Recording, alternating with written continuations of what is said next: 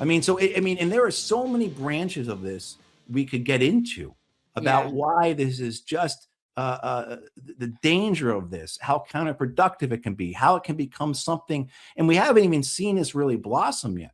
Hezbollah has entered the war. The Iraqi militias have entered the war to an extent. Yemen has not entered the war yet. This brain trust in the Pentagon has put our fleet, this great armada that Donald Trump talks about, essentially in between Iran and the Houthis. Now, if people remember, the Houthis defeated the American Navy twice in the Red Sea. Both the Biden administration and the Trump administration put naval task forces into the Red Sea, including aircraft carriers, to defeat the Houthis, to gain control back of the Red Sea. And we failed to do that. And the United States had to, after a couple months, both in the Biden administration and the Trump administration, enter into basically a face-saving truce with the Houthis, with essentially a retreat of the American Navy from the Red Sea by the Houthis. And the Iranians are, as far as everyone can understand, a couple orders of magnitude, both in their capacity and capability, than the Houthis. But the Houthis are right now, to either how you want to position it, the flank or the rear of the American fleet that is there to take on Iran. I mean, you wouldn't do this in a game of Risk, but here we are potentially looking at this. And again, that's just one element of this. We can, I could expound upon this and then go into all other aspects of this, including this idea of a ground invasion or whatever they're talking about. Well, I want to ask one more thing, Peter, before I let you go, because I saw somebody in the chat ask it, and I was going to ask too. The poor Kurds, okay? Mm-hmm. So, it's like, would they possibly fall for our bullshit again and in any way support us? Like the Kurds, I feel like that's like the redheaded stepchildren of like the entire world, or the Kurds. And they just get the shit end of the stick no matter where it is. But now my understanding is we're reaching out to them as if somehow they're going to help. Will they do that? Well, Trump called the two Kurdish leaders in Iraq, Barzani and Talabani, on Saturday. That was one of the first people he called. You have to remember about these two men. These are the two men who fought against each other. The Kurds had a terribly nasty civil war in the early 90s where they were killing each other. So the two men who lead the Kurds in Iraq, whereas we're from which we would launch our invasion into Iran, are men who are dirty, who are willing to kill their own people, let alone worry about others. The idea of the Kurds being betrayed is not a myth. It's fact. The count I have is 8 times the United States has betrayed the Kurds. My understanding is the first time we armed the Kurds, and it may have occurred before this, I just might not know, was in 1972 or 73. So as long ago as I've been alive, Richard Nixon and Henry Kissinger started giving the Kurds in northern Iraq weapons to cause problems for the Ba'athist government in Baghdad, because the Ba'athist government in Baghdad was nominally aligned with the Soviet Union. And then as the years went by, and as Saddam Hussein took power in the later part of the 70s, and there was no longer that alignment with the Soviet Union, guess what happened? We stopped supporting the Kurds. And then when Saddam Hussein, not very long after that, gassed them, well, we had given components to make the gas, but also provided the intelligence, the targeting. And when the world was shocked at the slaughter of the Kurds by Iraqi chemical weapons, the United States covered for them and protected them in the United Nations, and then told the world it wasn't the Iraqis who did this, it was the Iranians. I mean, that's just one vignette of many we can go into about this brutally abusive relationship between the Kurds and the Americans. And now here again, you have this possibility of the Kurds being involved, and you're hearing different things. I mean, and this is what, if people are familiar with the term, the fog of war, this is what we talk about, where we don't know what's going on. You see all today, I saw different reports. Kurdish groups had gone into Iran. No, they hadn't gone into Iran. I'm seeing reports coming out of Iran that Iranian border forces killed Kurdish guerrillas trying to come in. I mean, just one thing after another, you just don't know. And so that with any of this stuff, you just have to take it gradually. You have to look for the trend. You have to apply the evidence that you can verify, and so, I mean, try and the stuff on Twitter or X or any other social media, be very careful with who you're reading and following, because many of these people have been wrong over and over. Many of these people would tell you that the war in Ukraine was been over in the first week, that kind of thing. Yeah. I think I wanted to come back to this story that I think is relevant to why there is this danger of what we're dealing with now, because no one is more dangerous than Israel. Israel will pull as many false flags as they can to try to convince us that Iran is doing the things that Israel is actually doing, to try to get us involved in what, in my opinion, looks like it could be a world war. And so, Jen, if you want to sort of take the wheel here, this was your story that you wanted. Yeah, I mean, this was just another case in point that our people, they don't care about us. They don't care about us. So this is something that I came across that I thought was really interesting. So it's senators demanding investigation. And by the way, I believe this is The Guardian, right? Is this the Guardian article?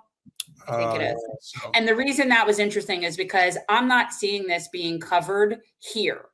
So, and not that The Guardian is some pinnacle of great journalism, but I just think it's interesting that they're covering it. So senators demand investigation after 9th American killed by Israeli settlers or soldiers in the West Bank. So guys, this is going on all the while, right? Like this doesn't stop, just like Gaza doesn't stop while these other things are going on.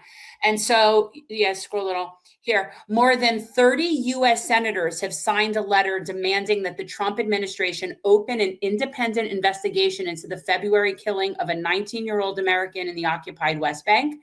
He was the 9th U.S. citizen killed by Israeli soldiers or settlers since 2022.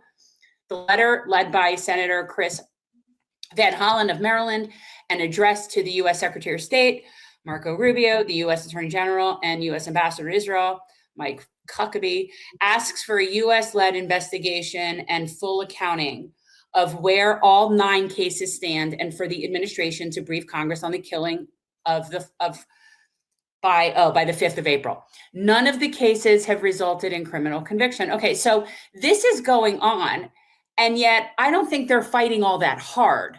Obviously, they're not. So I don't think like a lot of these, and you would have to get enough senators not on Israel's payroll to really be pursuing this. And I don't think that there's enough. But this has now become a consistent pattern in which Americans are being killed in the West Bank by settlers or the IOF without justice or accountability, despite promises from U.S. officials. The lawmakers wrote in Wednesday letter, which was shared exclusively with The Guardian. That's interesting that it was shared exclusively with The Guardian. That's kind of strange. I'm not going to try to pronounce. Nasrallah Abu Sayyam, born in Philadelphia, was shot on 18th of February in the West Bank, village of Mukmas, during an attack. Mukmas?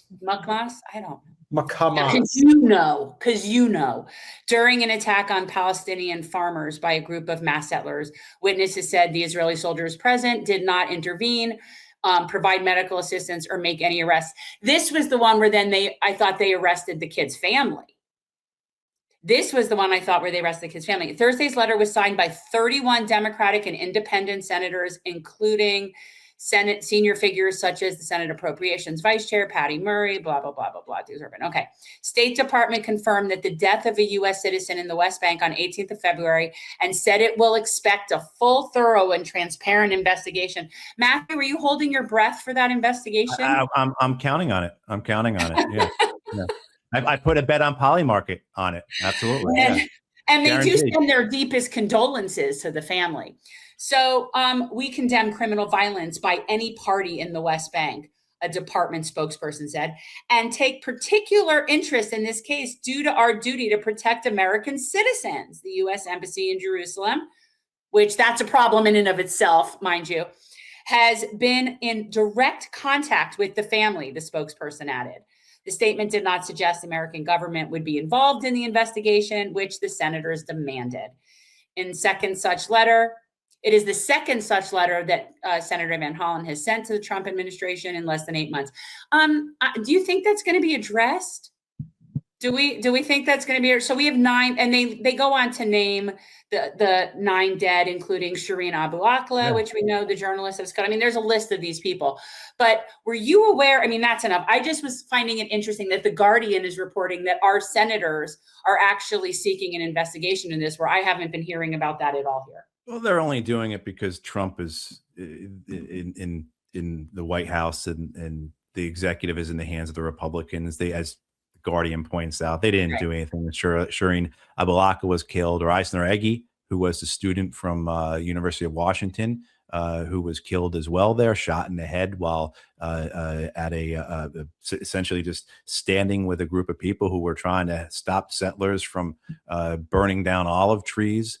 Yeah. You know, I mean, so those occurred during the Biden administration, and the senators didn't do anything when they could have. Even in the case of Shireen Abu Akleh, that was 2022.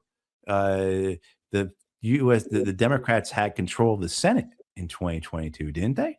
Yeah. And right, as well as the House, and And nothing happened. and Abu Akleh, she was a well-known, popular journalist. It was Yeah. clear that she was murdered because of who she was. The murder was on video, and they still didn't do anything about it. So the fact that this poor young man, this poor kid, they're giving hope to his family in Philadelphia that they're going to do something, the hell with them all. They make me sick. Right. Yeah. The fact that they put this young man's name out there like they're going to actually do something about it. And what does that do to the family in Philadelphia, the family in the West Bank, who think maybe this time will be different, or maybe they will do something? And no, they're going to be sitting for the rest of their lives, waiting for a knock on the door from the U.S. State Department saying, "Oh, here's the investigation." I And saw, it'll do if nothing. someone mentioned her in the nothing. comments, I saw caught my eye, Rachel Corrie. I mean, Yeah. it's been 23 years since she was murdered, or 24 years since she's been murdered by an Israeli bulldozer on video as well. And nothing ever came of that, a poor girl's murder. I don't want to say poor girl. I mean, she was God bless her. Right. But anyway, yeah, no, they're not going to do anything. That's all I'm going to say. They're not going to do anything. Yeah. Final thoughts before you go. How do you see this unfolding at this point? I personally think things are going to get a lot worse. I think we are probably heading for some kind of a world war with all of the different parties getting involved. The fact that France came out the other day to back Israel, the fact that you've got different elements of Hezbollah, the Houthis getting involved in ways behind Iran. Pakistan is now getting involved in. I mean, honestly, I think that the can of worms that was opened here was something that you can't just put this back in the box. No, that's the thing. I don't think Iran's not pulling punches, and they're not going to, I don't think they're negotiating anymore. Iran has already come out and said, we are not negotiating. We're at war. I wouldn't. And they shouldn't. Why should they? You mentioned something just before, Jen, about Gaza, how the West Bank house is all not ending. This is all part of it. And if people are interested in understanding that better, I wrote a Substack post a couple weeks ago. It's titled Annexing the West Bank Through Tehran, and how for the Israelis, this war on Iran is a supporting effort for the annexation of the West Bank. The idea being that they need to isolate the West Bank from any source of support, whether that be military or economic or diplomatic or political or just even moral.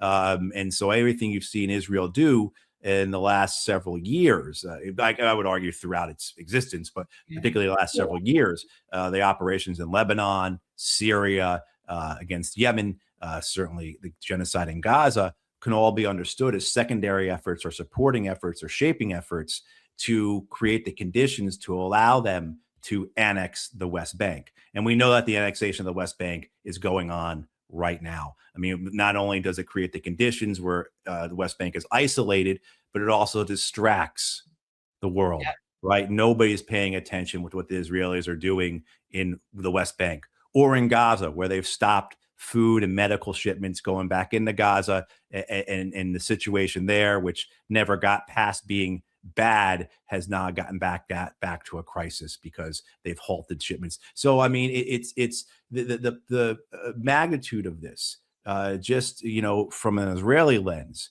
is regional, right? The Israelis will be the first ones to tell you that this is they see that it is regional. This is not just a binary conflict for them. For the Americans, this is about overall hegemony. This is about, as Peter said earlier, about a declining empire, trying to keep its order in place. As well as then you also always have the inertia from the military industrial complex and from the fossil fuel industry. You have the expat or the exiled Iranian lobby in the United States. So whether there be monarchists or MEK, these people have people like Rudy Giuliani on their payroll. They have General Jack Keane on their payroll. Bill Richardson, the late governor of New Mexico, was on their payroll. I mean, this is a sinister but very well-resourced lobbying effort for the Iranians, whether they be, again, monarchists or MEK, and the two of them. So, I mean, you have all these things there. Now, where does it go, though, in the sense of the first plan didn't work. The first plan seemed to be, we're going to kill Khamenei, and it's going to be just like Venezuela. We're going to get our Venezuelan Delcy. We're going to get our Iranian Delcy Rodriguez on the phone, and she's going to snap to, and just like Venezuela. That didn't work. Shocking, because Iran and Venezuela are so similar. I mean, I would think, why not? They're all the same. It's all the same. You know, and then the plan, well, we're going to get the Iranian people onto the street, and they're going to overthrow the government then. And they are on the street. And they're out they're on the street. Exactly. They're out there. And what you see, it's amazing if people saw the video of the people who came out to mourn those 168 schoolgirls.